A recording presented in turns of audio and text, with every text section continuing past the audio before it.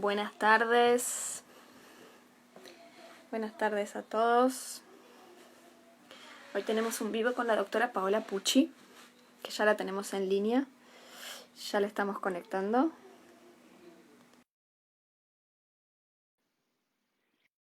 En línea, impecable. Impecable, Pucci. Hola, buenas tardes. Buenas tardes, doctora. Acá estoy. Logré poner el teléfono parado. Muy bien, muy bien. La tecnología no nos va a ganar. No, no, no, no, no. Ahí Bueno, está. Pau, Me gana muchas veces, pero te agradezco inmensamente que estés acá, que te hayas prendido a hacer esto, que por lo pronto es una idea que tuvimos hace un tiempito de empezar a transmitir un poco de información que tenemos, no tanto hacia colegas, sino un poco más hacia los pacientes o hacia las personas que tienen las dudas y bueno, y les cuesta llegar o les cuesta llegar a una respuesta. Estoy feliz de tener este vivo con vos. La verdad es que te quiero muchísimo, te admiro muchísimo. buah. Eh, en serio. Yo te conocí de residente y siempre dije, cuando yo sea grande quiero ser como Pucci. Uy, me mataste con eso. Me mataste. No. No llegué a ser tan grande. Pero te juro que si yo tenía un referente y lo tengo, sos vos, así que para mí es un placer Bueno, inmenso, en serio, de corazón. Bueno, para los que no la conocen, las presento. La doctora Paola Pucci es especialista en diagnóstico por imágenes, acreditada en imagenología mamaria, tiene muchísimos años de trayectoria, actualmente trabajando en Grupo Médico Rostaño y en Diagnóstico Maipú. Siempre abocada a la docencia, siempre, y creo que hasta el último día lo vas a hacer porque lo llevas en la sangre. Y, y te agradezco inmensamente todo el camino que llevamos recorrido hasta ahora y todo lo que falta por venir. bueno, gracias. Te logré enternecer por un minuto. Un poquitito. No tanto, bueno, basta tanta Sí, ternura. sí, sí. Vamos a ir a lo que nos aboca en el día de hoy, que es a evaluar la axila, analizar la axila, qué es la axila, por qué es importante, por qué le ponemos tanto énfasis y tanta importancia, y qué básicamente qué encontramos en axila y qué nos tiene que llamar la atención. Pero empecemos primero a hablar y a explicar por qué es importante la axila, qué tenemos. Mira, la axila tenemos varios elementos.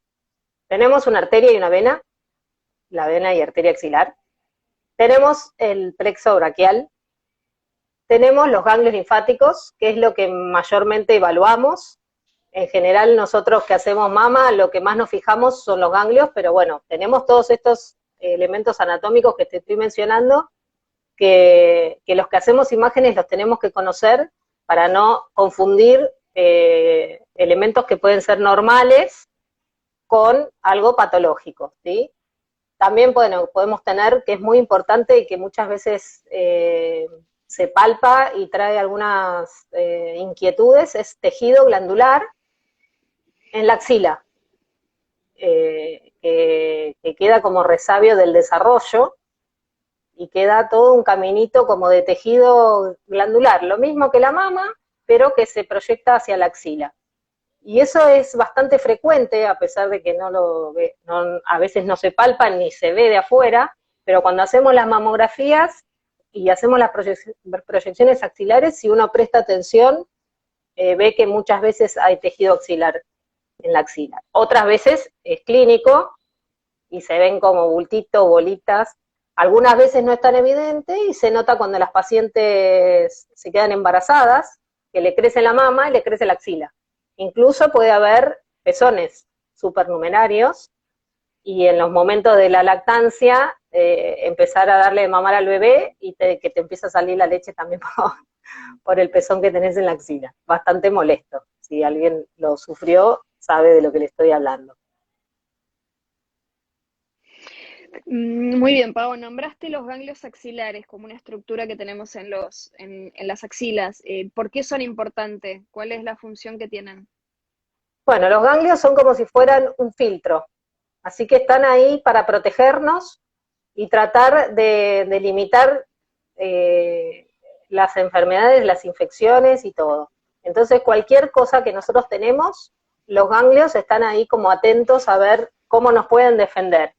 Y en esa defensa se alteran, ya no pierden la forma y la estructura normal y es cuando más los vemos. Nosotros podemos identificar los ganglios, sobre todo con la ecografía mamaria, con la ecografía axilar, los podemos identificar, si los buscamos, los podemos identificar casi siempre. Pero cuando están patológicos, muchas veces es más fácil de verlos, por todas las estructuras que te mencioné antes que hay en la axila y que a veces es difícil de diferenciarlos cuando están normales o son chiquititos. Pero cuando están alterados, muchas veces los vemos más fácil todavía. Pau, ¿cuál es el método de elección para valorar la axila? El método por Eh, imágenes. el método por imágenes con lo que vemos más fácil y mejor la axila es con la ecografía. Ya, de hecho, te la mencioné creo que 3 veces, tratando de explicar cómo los vemos. Después los podemos ver en la mamografía, pero es un poco más difícil. Los vemos en la resonancia, se ven en tomografía computada, pero lo que tenemos más accesible, más fácil, es la ecografía. Casi todas las pacientes en algún momento de su vida se han hecho o se hacen una ecografía y bueno, así que los podemos evaluar fácilmente y rápidamente. ¿Y cuáles son los hallazgos que nos hacen caracterizar un ganglio como fuera de lo normal, por así decirlo? Bueno, primero vamos a decir cómo es normal. El ganglio normal tiene una forma medio ovalada, como de un riñoncito. Tiene el centro, nosotros en la ecografía identificamos las lesiones por su ecogenicidad, ¿sí? La ecogenicidad en la ecografía en la mamá está relacionada con la grasa subcutánea, y eso sería isoecoico. Después tenemos lesiones que son más ecogénicas y las llamamos hiperecoicas, y lesiones menos ecogénicas que las llamamos hipoecoicas.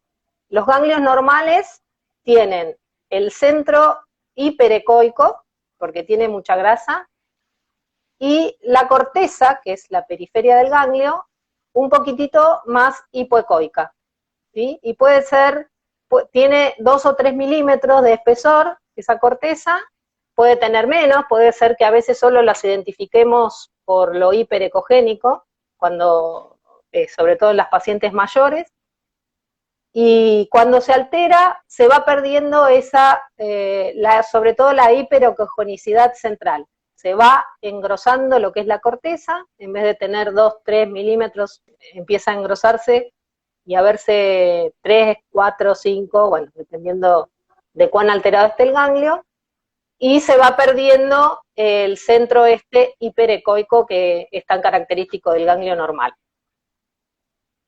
Y ahí vemos, esos son ganglios que están alterados y que dependiendo de las distintas características es cuán alterado se encuentra el ganglio.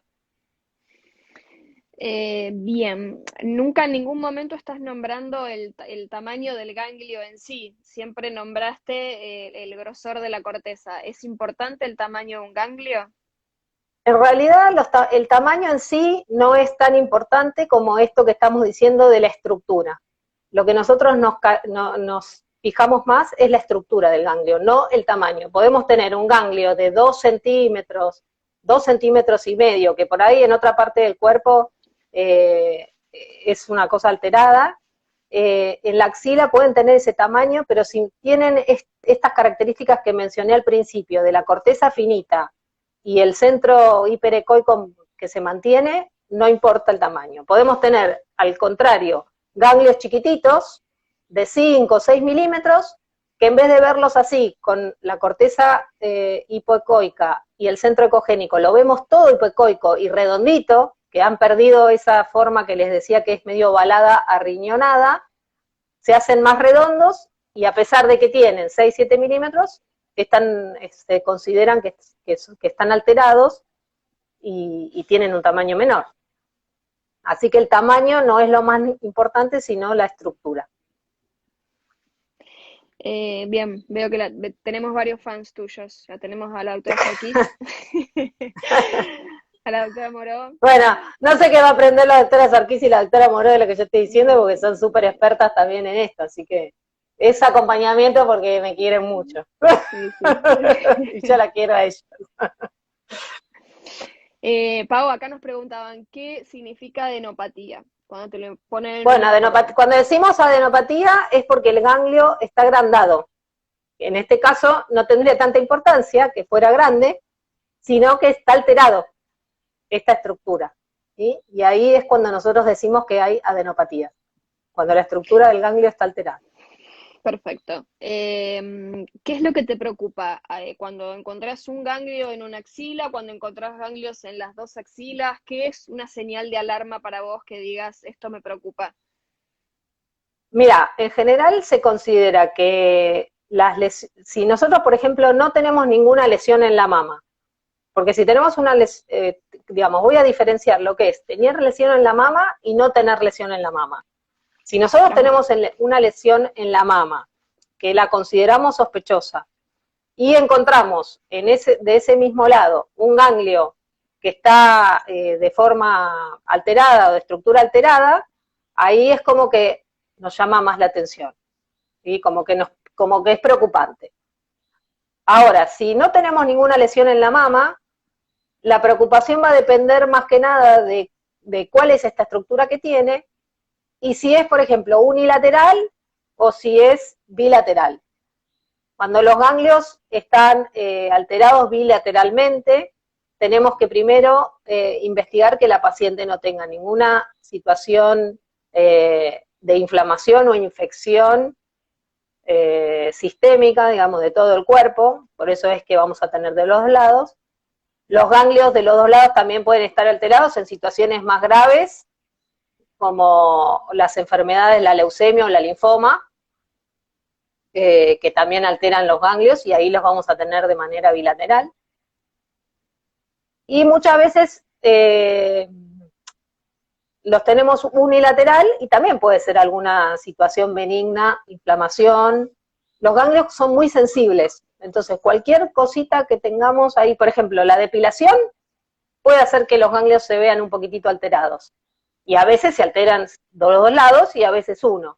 Así que en esos casos uno tiene que estar muy atento también a la situación clínica para ver cuánto le llama la atención y qué alarma va a tener con esos ganglios que encuentra alterados, ¿no? En tu experiencia, Pau, y nombrando esto de la depilación, que me lo consultaron mucho, ¿qué trae más irritación a una axila? Por ejemplo, una Gillette, o una depilación con cera, o una depilación definitiva, porque es un tema que lo veo muy recurrente. Mira, En tu experiencia. En realidad no es porque cada persona reacciona de su manera. La verdad que todo irrita la axila. Yo creo que la depilación con cera es bastante violenta, entre comillas. Bueno, pero también te depilás con Gillette, digamos, son cosas que a pesar de que las mujeres lo hacemos y queda bien, son como antinaturales, digamos. Estamos haciendo algo que no es normal. Entonces, como les decía al principio, los ganglios están ahí como siempre alerta, y bueno, los puede irritar, y puede ser que te depiles 1000 veces y nunca se te inflame un ganglio, y alguna vez te depilaste y se te inflamó el ganglio. Es muy variable esa situación, pero no es que les haga mal, digamos. Es normal que los ganglios quieran defender de alguna agresión externa o interna. Para vos, Pau, ¿es de rutina una realización de ecografía o solamente por pedido médico? ¿O siempre que haces una mamaria pasas un poco por la axila o no? Mira, eso es bastante controvertido. Nosotros, la verdad que siempre, desde que yo empecé a hacer ecografía, que fue hace ya muchos años, incluimos la axila en la evaluación. Pero bueno, en realidad, si uno se pone estrictamente en los protocolos, no debería ser así. No está incluido en la axila. Sí, nosotros lo hacemos como de rutina, pero bueno, si hablas con otros médicos te pueden decir que no lo hacen y que no es parte del examen mamario el evaluar la axila. Eh, pero bueno, la verdad es que nosotros, en nuestro grupo, tanto en Diagnóstico Maipú como en Rostaño, vemos la axila cuando hacemos la mama. Tiene sus pros y sus contras, porque a veces uno cuando lo incluye el estudio como algo habitual, por ahí mira la axila demasiado rápido, o así como, bueno, la mira un poquitito, a ver, como para cumplir, y podés saltar cosas importantes, si es que no te lo piden específicamente o si no vas a buscar algo, o bueno, también si lo mirás bastante a conciencia, o a veces son cosas que son muy evidentes, que apenas apoyás el transductor, te llama algo la atención y lo descubrís porque lo fuiste a buscar, entre comillas, ¿no? Pero vas a encontrar gente que te dice que no es parte del examen y otra que es parte del examen. Bien. Pero, como yo te decía antes, siendo que, por ejemplo, podés tener tejido mamario en la axila, si uno no mira la axila, se puede pasar por alto lesiones que podrían llegar a aparecer en la axila, sacando los ganglios, o lo encontrás adentro de la mama, pero en este caso lo tenés en la axila porque tenés ese tejido axilar. Así que nosotros lo vemos, ¿sí? Muchas pacientes, eso te pasará a diario, se quejan de que cuando solicitaron el turno para una mamografía les han pedido que no se coloquen desodorante. ¿Eso por qué es? Para la mamografía es porque muchos desodorantes tienen como residuos o polvos y pueden dejar hacer como manchitas cuando uno se hace la mamografía. La placa, la mamografía en sí es muy sensible y cualquier crema o desodorante puede aparecer como pequeñas manchitas en la prolongación axilar que a veces nos pueden hacer confundir con que hay algunas lesiones y entonces, no sé, uno pensar, tiene algo en la axila y no ser nada, sino un artefacto de el cosmético que se haya puesto en la axila, es por eso más que nada. En la ecografía no importa tanto, puede simular patología. En general, uno se da cuenta, pero por ahí también te puede tapar. Uno que es medio obsesivo con que salga bien, no solamente salga bien de patología, sino que salga bien a la vista. Si uno ve una mamografía toda llena de talco, de polvo, a pesar de que por ahí no te das cuenta que es el desodorante o algún talco que se hayan puesto, arruina la placa. Te arruina el día. Te arruina la marca.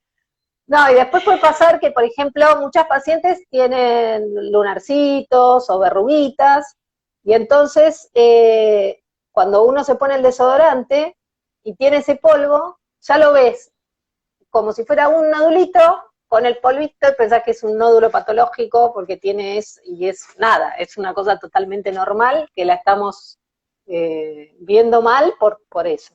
Y después, cuando hacemos la ecografía, cuando ponemos el gel y la paciente tiene mucho desodorante, se hace una pasta que también te pone mal humor. Me pone peor, hermano. Para que tengo que echar más gel, no puedes pasar bien el traductor por la axila porque se traba, después queda todo como una cosa, una pasta. Pero bueno, eso.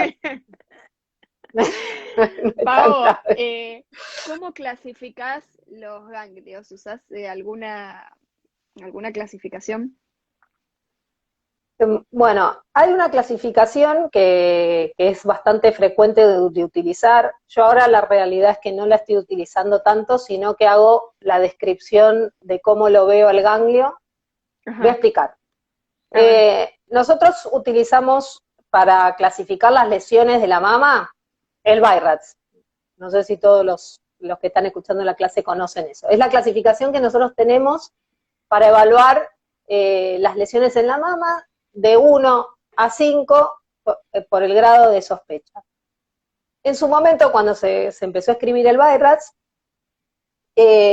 no estaba incluido los ganglios.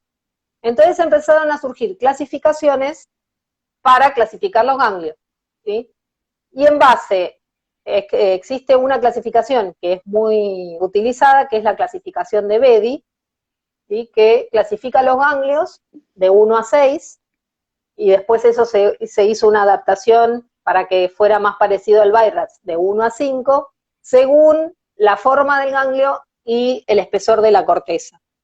Entonces tenemos el Betti 1, que tiene una corteza muy finita, que esto era lo que yo decía, la liñita hipoecoica, 1 milímetro, 2 milímetros, el Betti 2, que tiene hasta 2 milímetros, 3 milímetros, el Betti 3 ya tiene hasta 3,5 de espesor, y ya el Betti 3 es algo sospechoso, sobre todo si lo encontramos en determinadas situaciones.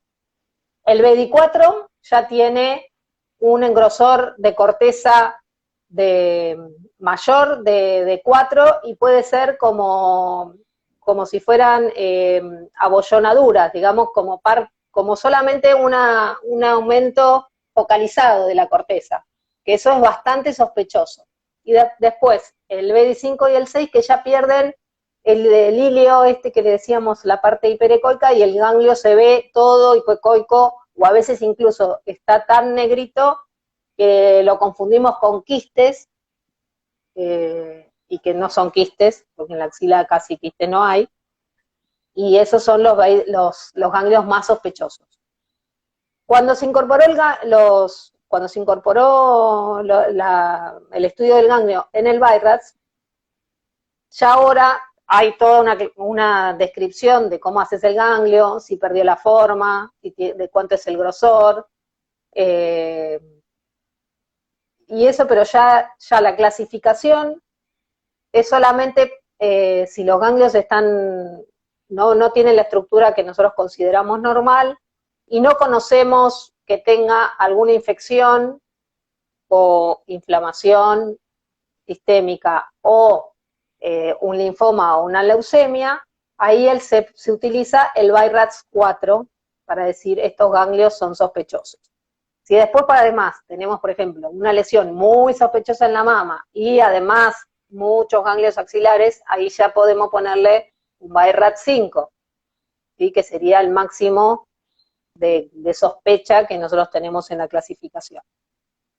Pero en algunos lados se sigue utilizando esta clasificación de Betti como para indicarle al médico, por ejemplo, le pongo un Betti 3, es algo sospechoso pero no tanto, un Betti 4 más sospechoso, un Betti 5 muy sospechoso.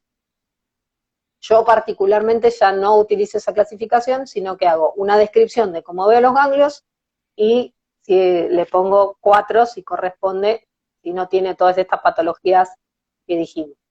Si tienen alguna de todas estas patologías, linfoma, leucemia, digamos, algo que no es María en sí, ahí la clasificación es el BI-RADS de la mama. Y uno puede aclarar en la conclusión del informe, se encuentran los ganglios alterados por la patología de base, o si no conocemos la patología, indicarle al médico, mire, fíjense que esto parece que es infeccioso, fíjense los antecedentes clínicos de la paciente. Y en el caso de que vos evalúes la mama y no veas absolutamente nada, o sea, la mama sea un BI-RADS 2 y encontrás un ganglio patológico, ¿con qué BI-RADS final debería salir el informe? Ahí, por eso, si no tiene la mama nada y no conocemos que tenga ninguna patología de estas que te mencioné, es 4, un BI-RADS 4, el informe general. Podés aclarar en el informe que es BI-RADS 4 debido al ganglio alterado. A mí, yo cuando hago el informe y pongo un BI-RADS mayor que 2 y 1, que son los normales, aclaro, por ejemplo, BI-RADS 3 por un nódulo en tal lado, en tal lugar, en tal mama. Si es solo ganglios, BI-RADS 4 por ganglio en tal lado, como para que se sepa, porque a veces la paciente tiene varias lesiones y la idea de ponerla en la conclusión es ponerla más importante. Entonces, Simplificar decir, bueno, el hallazgo más simplifica, sospechoso. claro, el hallazgo más sospechoso y ese es el que le da el BI-RADS final al informe. Bien, Pau, siguiendo con esta línea, cuando nosotros le ponemos un 4, ¿vos qué recomendás? Si bien podés no recomendarlo en el informe, pero digo, ¿vos qué preferís? ¿Hacer punciones con aguja fina o hacer punciones con aguja gruesa de un ganglio que vos creíste sospechoso? Cuando empezamos a hacer punciones, en general todos los ganglios los hacíamos con aguja fina. En esa época yo trabajaba en diagnóstico médico y teníamos la ventaja de que la patóloga estaba todo el tiempo ahí.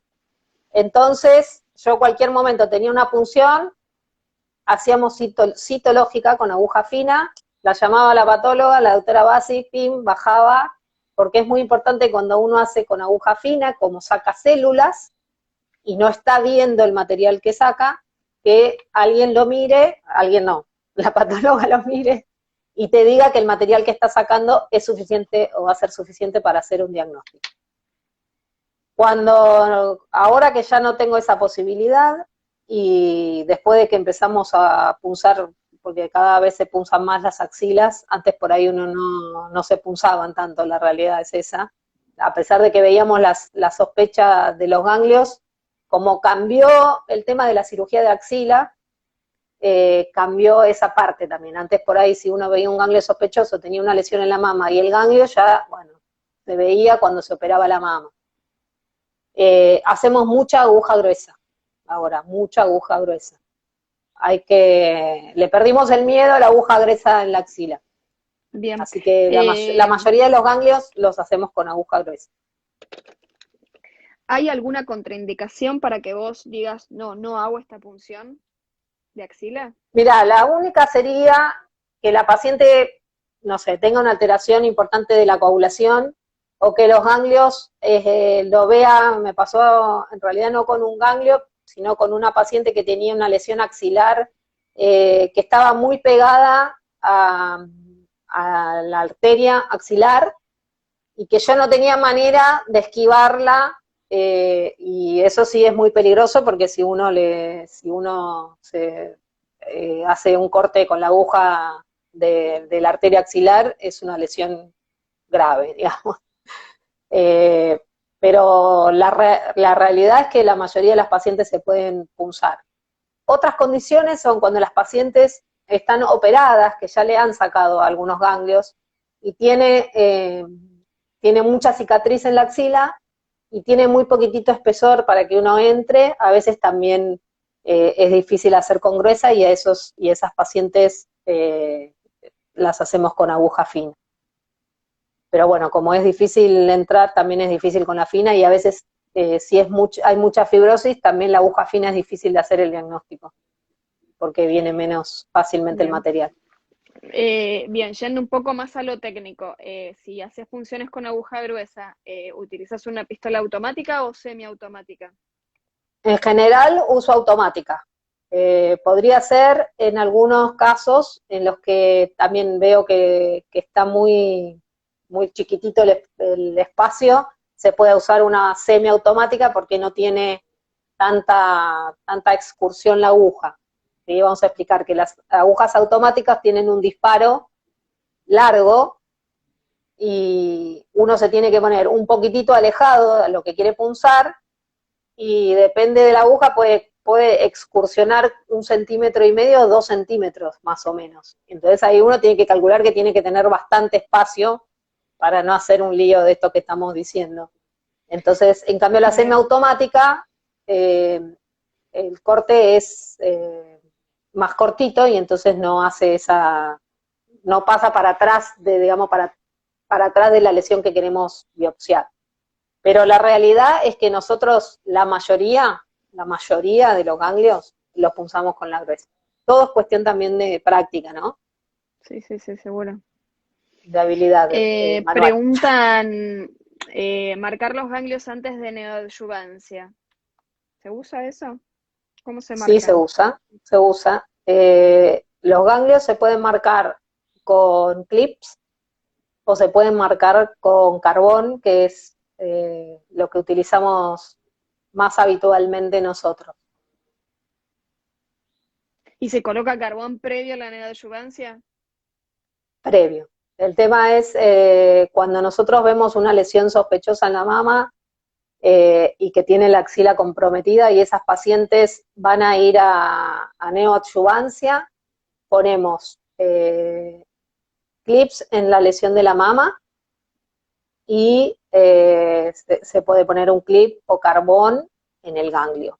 ¿Esto por qué? Porque después, cuando hacen la quimioterapia, la lesión que tiene en la mama puede desaparecer o achicarse mucho y el ganglio puede volver a hacerse normal y perder esta estructura alterada que tienen cuando están comprometidos. Y entonces, cuando después van a cirugía, el cirujano, si nosotros no dejamos cuál fue el ganglio que marcamos, puede ser que le opere la axila y le deje el ganglio que habíamos visto como sospechoso en su momento. La idea de marcarlos para que lo puedan después identificar y sacar cuando lo vayan a operar.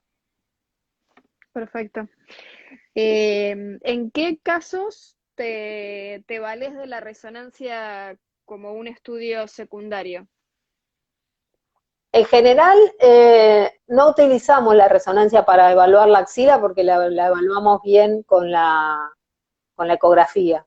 La resonancia Bien. se utiliza más que nada para cuando tenemos lesiones en la mama y queremos ver mejor la extensión. Bueno, hay una serie de indicaciones precisas para la resonancia.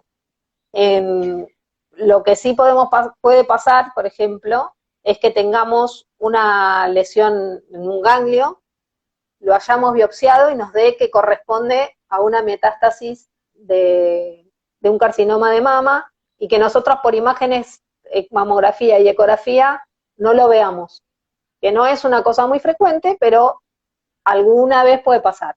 En esos casos, la resonancia muchas veces identifica cuál es la lesión en la mama y esos casos sí es una indicación precisa de la resonancia mamaria. Me preguntaban hace un ratito, me diagnosticaron un quiste sebáceo. ¿Qué significa esa lesión? Si tiene peligrosidad. No le dieron mucha No, información cuando se hizo el estudio. sí, los quistes sebáceos son lesiones de la glándula sebácea, como dice.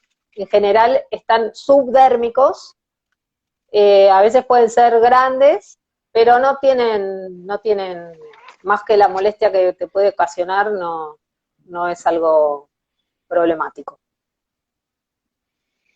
Bueno, excelente, Puchi. Ahí vi Eh, algo que preguntaban de los ganglios centinela, no sé. sí, sí, Algunas sí, tenés preguntas. razón. Me lo pasé por alto, la doctora Pigni. Bueno, hablemos un poco de qué es el ganglio centinela primero. Bueno, el ganglio centinela en realidad es como si fuera el primer ganglio a los cuales drena eh, la linfa, ¿no? Entonces, tenemos, en la axila hay muchísimos ganglios, que los dividimos incluso en 3 niveles. El primer ganglio sería el ganglio centinela. Pero el ganglio centinela nosotros lo podemos identificar solamente cuando en la cirugía, digamos. Yo si te hago una ecografía axilar y veo ganglios, no te puedo decir, este es el centinela, ¿sí? Se identifica cuando se hace la marcación del ganglio centinela, que se puede hacer con un colorante o se puede hacer con medicina nuclear. Y ese ganglio puede ser uno o dos, a veces no solamente uno, a veces hay 2 o 3 ganglios centinelas, y esos ganglios lo identifica el cirujano cuando lo opera. El ganglio centinela tomó mucha importancia cuando empezaron las cirugías de mama, de las lesiones mamarias malignas, se sacaba toda la mama y todos los ganglios. Siempre, no importaba cómo estuvieran los ganglios, si había una lesión maligna en la mama, se sacaba la mama entera y se sacaban todos los ganglios. Y son esas pacientes que tienen, es más, se sacaba el pectoral, esas pacientes que que después se les hacen los brazos gordísimos, bueno, alguno habrá visto. En la evolución de la cirugía mamaria, pasamos después de que no a todas las pacientes se les sacaba la mama entera, ¿sí? Empezamos con la cuadrantectomía, es decir, a sacar solamente en el cuadrante donde está la lesión, y se sacaban todos los ganglios, que se llama linfadenectomía axilar. No importaba tampoco cómo estaban los ganglios, se sacaban siempre los ganglios. La siguiente evolución fue identificar el ganglio centinela. Entonces ahí se saca la lesión de la mama y se sacan los ganglios centinelas, que los marcamos, como dije, con un colorante o con medicina nuclear. Y eso, sacan esos ganglios centinela, que puede ser 1, 2 o 3. En general se sacan más o menos eso. Y se analizan, y dependiendo de cómo estén esos ganglios, se decide sacar el resto de los ganglios o solamente si los ganglios esos, por ejemplo, no están comprometidos, se dejan y no se saca más nada. Si esos 2, 3 ganglios están comprometidos o hay más, se sacan más ganglios de la axila. Por eso tiene importancia lo del ganglio centinela. Bien, preguntan, después de una vacunación, ¿puede ser que se alteren los ganglios de esa axila? Sí, puede ser. Y hemos tenido varios casos y a veces se alteran bastante, que hemos tenido, así como tiene los ganglios y es que estaba recién vacunada. El tema que tienen los ganglios es que, por ejemplo, se alteran enseguida. La vacunación, no sé, te vacunaste hoy, mañana ya por ahí tenés el ganglio alterado. Y después para que vuelva a la normalidad, lleva más tiempo. Puede llevar 1 semana, 2 semanas. Así que si uno, por ejemplo, tiene un ganglio alterado, que se lo ven después de una vacunación, debería volverse a hacer un control, por ejemplo, en 2 semanas, para ver que ese ganglio haya vuelto a la normalidad, y entonces ahí uno considera que fue en relación a la vacunación. Y además, en general, siempre es del lado que se vacunó, ¿no? Preguntan, ganglios intramamarios. Una pregunta. Los ganglios intramamarios son bastante frecuentes y tienen la misma forma y estructura que los ganglios de la axila. Se ven igual, en general siempre son más chiquititos, pueden tener 5 o 6 milímetros más o menos. Nunca miden 2 centímetros el ganglio intramamario, pero pueden ser más grandes. Y también tenemos que ver la estructura, ver que tengan esa corteza que dijimos hipoecoica finita y el centro hiperecoico. Y en mamografía lo vemos, en general siempre se ven en los cuadrantes externos y superiores, y se ven más o menos de la densidad de la glándula mamaria con el centro al revés, de menos densidad, hipodenso, o de densidad grasa, que tiene grasa en el hilio. Bien, perfecto. Pero son normales, lo que pasa que también se pueden alterar, se pueden alterar cuando se alteran los ganglios axilares, podemos tener los ganglios intramamarios alterados. E incluso a veces los vemos, puede ser el ganglio centinela estar adentro de la mama, y uno lo ve alterado adentro de la mama y no ve ganglios axilares. Pau, preguntan si hay alguna relación entre las calcificaciones vasculares mamarias y la enfermedad coronaria. Mira, hubo varias descripciones, sobre todo si vemos calcificaciones vasculares en pacientes jóvenes, puede ser que tengan alguna alteración vascular. Es difícil de hacer un diagnóstico de alguna alteración vascular por tener calcificaciones vasculares. Es más, las pacientes grandes, la mayoría tienen calcificaciones vasculares en la mama. Ahora va a la última parte que te quiero preguntar. ¿Las prótesis pueden afectar los ganglios axilares? ¿Es normal que se vean afectados? ¿Responden hasta un estímulo o no se ven afectados?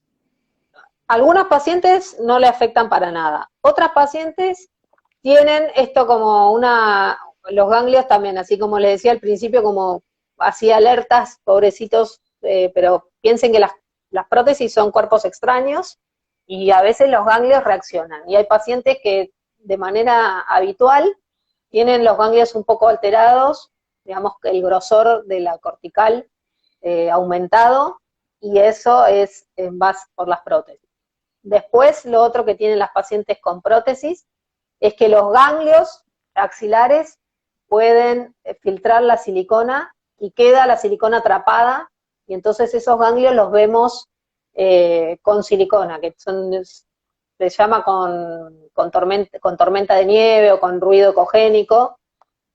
No quiere decir que la prótesis esté rota, ojo, que en un principio, cuando empezamos a ver que había prótesis que no se veían rotas por imágenes y le veíamos los ganglios con silicona, los cirujanos plásticos se ponían así como nerviosos, como diciendo, pero ¿cómo? ¿No le viste la rotura de la prótesis y tiene los ganglios con silicona? Pueden tener los ganglios con silicona sin estar las prótesis rotas. Si tienen la prótesis rota, es frecuente que la silicona migre a los ganglios. Bien. Pero cuando vos ves un ganglio con esta tormenta de nieve, con este ruido ecogénico, los categorizás como BIRAT 2. BIRAT 2, son BIRAT 2. Preguntan, ¿los ganglios intramamarios tienen alguna clasificación en el BIRAT? Si están normales, son BIRAT 2. Y si se alteran, ya bueno, serán 4. Como dijimos, lo mismo que en la axila. Bueno, Si están creo alterados, que has contestado todos, has tajado todos los penales. Sí, creo que está no sé todo. si quedaba alguna cosa más. No, no, Por no, ahí no. me preguntaron Bueno, algo de siliconomas. ¿Qué pasó antes? A ver. Algo se me...